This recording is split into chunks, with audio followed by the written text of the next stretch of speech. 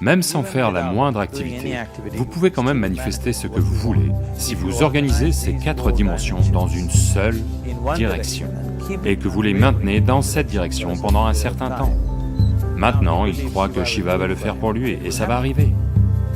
Donc est-ce que Shiva va venir construire votre maison? Non, je veux que vous compreniez que Dieu ne va pas lever le petit doigt pour vous. Ce qui n'a pas encore eu lieu jusqu'à présent sur cette planète peut arriver demain. Les êtres humains sont capables de le faire arriver demain.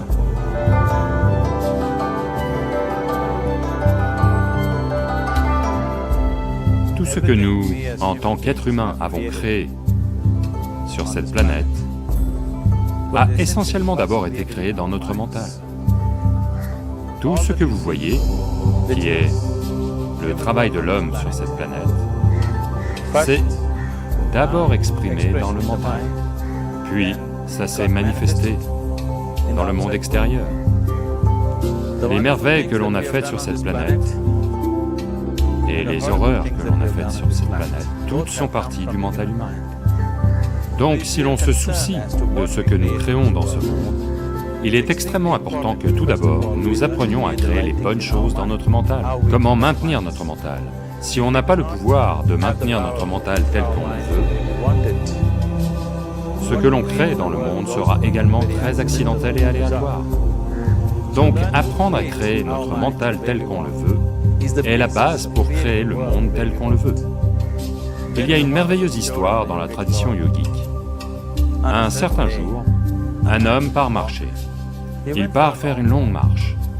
Accidentellement, sans le savoir, il entre au paradis. Chanceux, n'est-ce pas?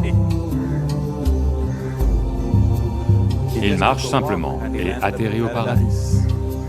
Après cette longue marche, il se sent un peu fatigué.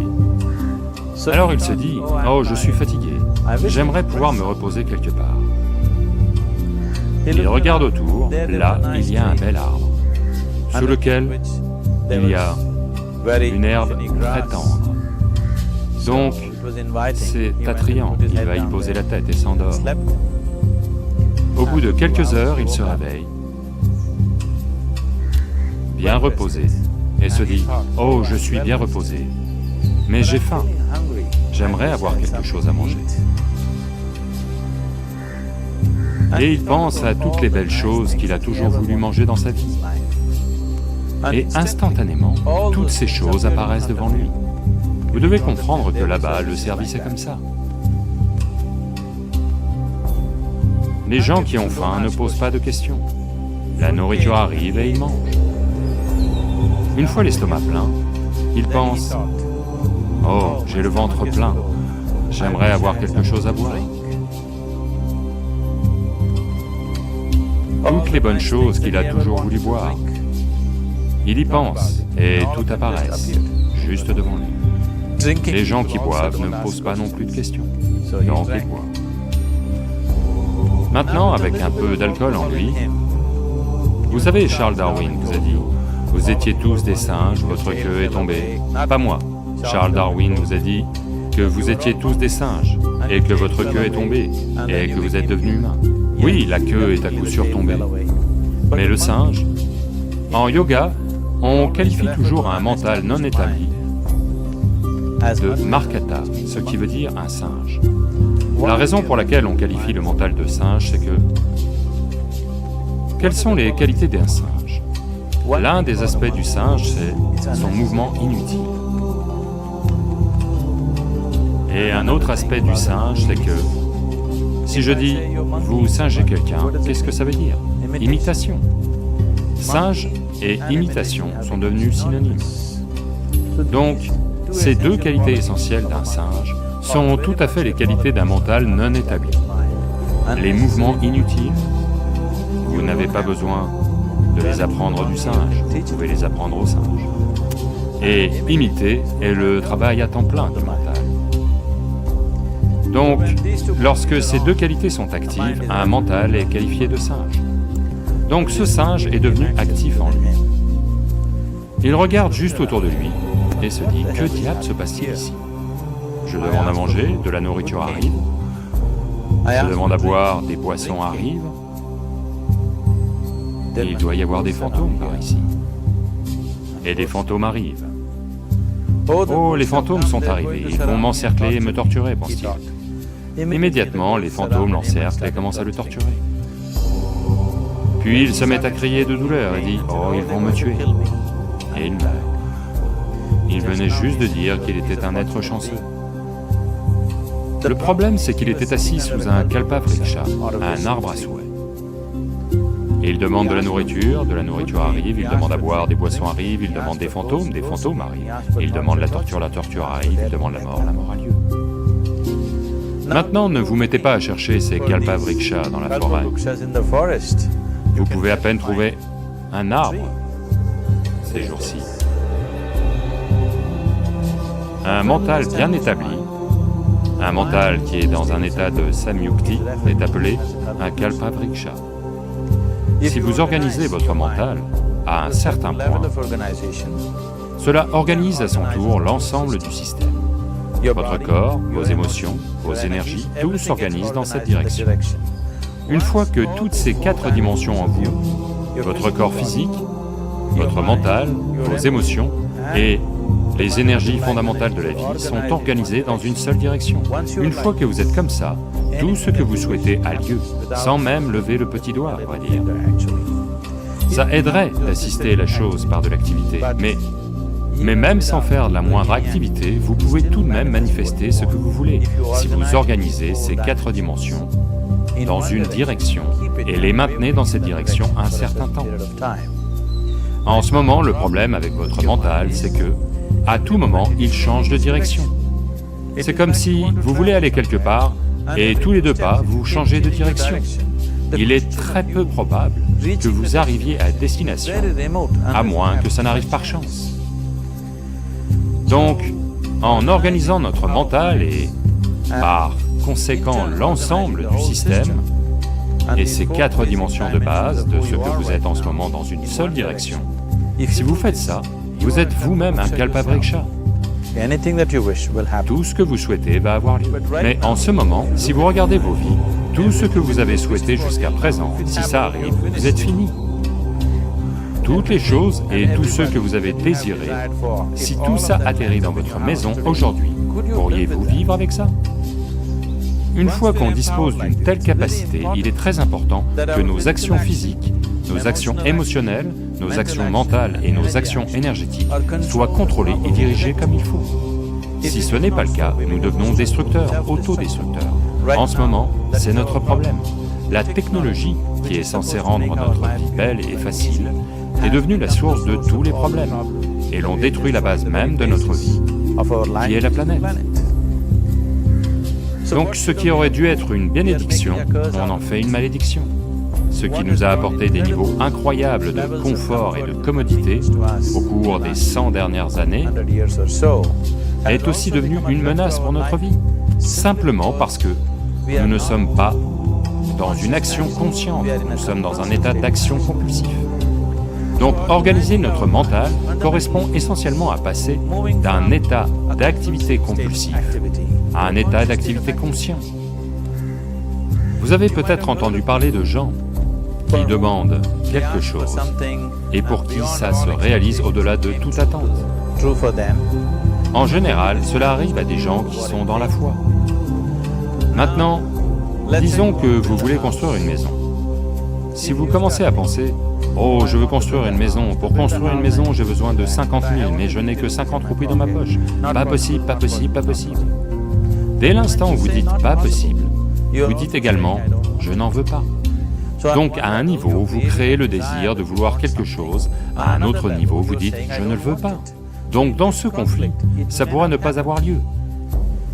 Quelqu'un qui a une certaine foi, en un dieu ou en un temple ou autre, qui est simple d'esprit, la foi ne fonctionne que pour ceux qui sont simples d'esprit. Les gens qui pensent, les gens qui réfléchissent trop, pour eux ça ne marche jamais. Une personne enfantine qui a une foi simple, en son dieu ou en son temple ou autre, il va au temple et dit « Shiva, je veux une maison, je ne sais pas comment, tu dois le faire pour moi. » Maintenant, dans son mental, il n'y a pas de pensée négative. Cela va-t-il se produire? Cela ne va pas se produire? Est-ce possible? Est-ce impossible? Ces choses sont complètement supprimées par le simple acte de foi. Maintenant, il croit que Shiva va le faire pour lui et ça va arriver. Donc, est-ce que Shiva va venir construire votre maison? Non, je veux que vous compreniez que Dieu ne lèvera pas le petit doigt pour vous. Ce que vous appelez Dieu est la source de la création. En tant que créateur, il a fait un travail phénoménal, il n'y a aucun doute là-dessus. Pouvez-vous penser à une meilleure création que celle-ci? Est-ce que quiconque a l'imagination pour penser quelque chose de mieux que ce qui est là tout de suite? Donc en tant que créateur, il a merveilleusement bien fait son travail. Mais si vous voulez que la vie ait lieu comme vous la souhaitez, parce que là maintenant, le cœur même de votre bonheur et de votre bien-être est ceci, s'il se trouve que vous êtes malheureux, la seule et unique raison pour laquelle vous êtes malheureux est que la vie n'a pas lieu de la façon dont vous pensez qu'elle devrait avoir lieu. C'est tout. Donc si la vie n'a pas lieu comme vous pensez qu'elle devrait avoir lieu, vous êtes malheureux. Si la vie a lieu comme vous pensez qu'elle devrait avoir lieu, vous êtes heureux. C'est aussi simple que ça. Donc pour que la vie ait lieu de la façon dont vous pensez qu'elle devrait avoir lieu, en premier lieu, la façon dont vous pensez, avec quel niveau de concentration vous pensez, le degré de stabilité de votre pensée et le degré de réverbération du processus de pensée vont déterminer si votre pensée va devenir réalité ou s'il s'agit simplement d'une pensée vide, ou si vous ne créez aucun obstacle à votre pensée en créant un processus de pensée négatif. Ce possible, telle chose est-elle possible ou pas possible, détruit l'humanité. Ce qui est possible et pas possible n'est pas votre affaire, c'est l'affaire de la nature. Votre affaire est juste de vous efforcer d'atteindre ce que vous voulez. Là maintenant, vous êtes assis ici. Si je vous pose deux questions simples, je veux que vous regardiez simplement ceci et y répondiez. Là maintenant, de là où vous êtes assis, pouvez-vous simplement vous envoler? Vous allez dire non. Là maintenant, de là où vous êtes assis, pouvez-vous vous lever et marcher? Vous allez dire oui. Sur quoi cela repose-t-il? Pourquoi dites-vous non au vol et oui à la marche? Du fait de votre expérience passée de la vie. Bien des fois, vous vous êtes levé et avez marché, vous ne vous êtes jamais envolé. Ou en d'autres termes, vous vous basez sur l'expérience passée de la vie pour décider si quelque chose est possible ou non. Ou en d'autres termes, vous avez décidé que ce qui n'a pas eu lieu jusqu'à présent ne peut pas avoir lieu dans votre vie à l'avenir. C'est une honte pour l'humanité et l'esprit humain. Ce qui n'a pas encore eu lieu jusqu'à présent sur cette planète peut arriver demain. Les êtres humains sont capables de faire en sorte que ça arrive demain. Donc ce qui est possible et ce qui n'est pas possible n'est pas votre affaire. C'est l'affaire de la nature va décider de ça. Vous regardez juste ce que c'est que vous voulez vraiment et faites des efforts en ce sens. Et si votre pensée est créée de manière puissante, sans aucune négativité, sans aucune pensée négative faisant baisser l'intensité du processus de pensée, la première chose et la plus importante est que vous devez être clair. Qu'est-ce que c'est que vous voulez vraiment? Si vous ne savez pas ce que vous voulez, la question de le créer ne se pose pas. Si vous regardez ce que vous voulez vraiment, ce que tout être humain veut, c'est... il veut vivre joyeusement, il veut vivre paisiblement. En ce qui concerne ses relations, il veut qu'elles soient aimantes et affectueuses. Ou en d'autres termes, tout ce que tout être humain recherche, c'est de l'agréable en lui-même, de l'agréable autour de lui. Cet état agréable, s'il a lieu au niveau de notre corps, on appelle ça la santé et le plaisir. S'il a lieu au niveau de notre mental, on appelle ça la paix et la joie.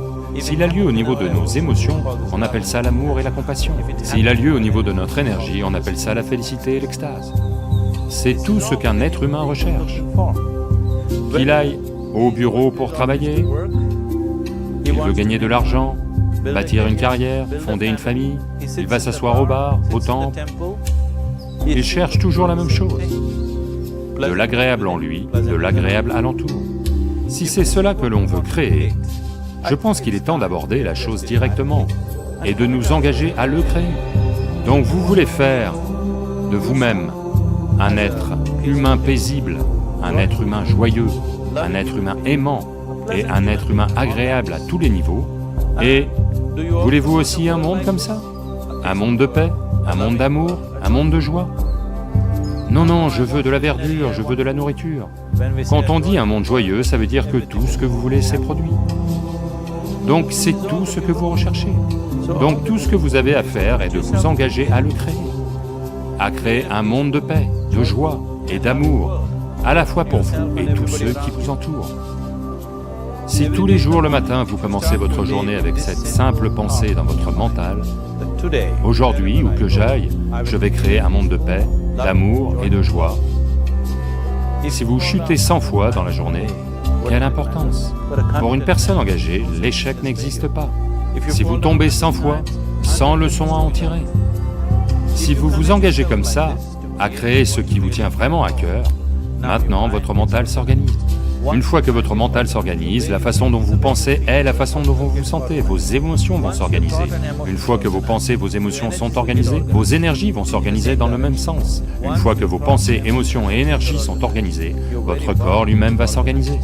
Une fois que ces quatre sont toutes organisées dans une seule direction, votre capacité à créer et à manifester ce que vous voulez est phénoménale. Vous êtes le créateur à bien des égards. Ce qui est la source de la création fonctionne en vous à chaque instant de votre vie. C'est juste que, avez-vous gardé accès à cette dimension ou non? Organisez les 4 éléments de base de votre vie vous y donnera accès. Il y a des outils et des technologies pour le faire. Toute la science du yoga, toute la technologie que l'on appelle yoga, n'a que ça pour objet, vous faire passer d'un état où vous n'êtes qu'un fragment de création à un état où vous devenez un créateur. C'est mon souhait et ma bénédiction que chaque être humain de ce monde ait accès à la source de la création en lui-même, pour qu'il puisse fonctionner ici en tant que créateur, pas juste en tant que fragment de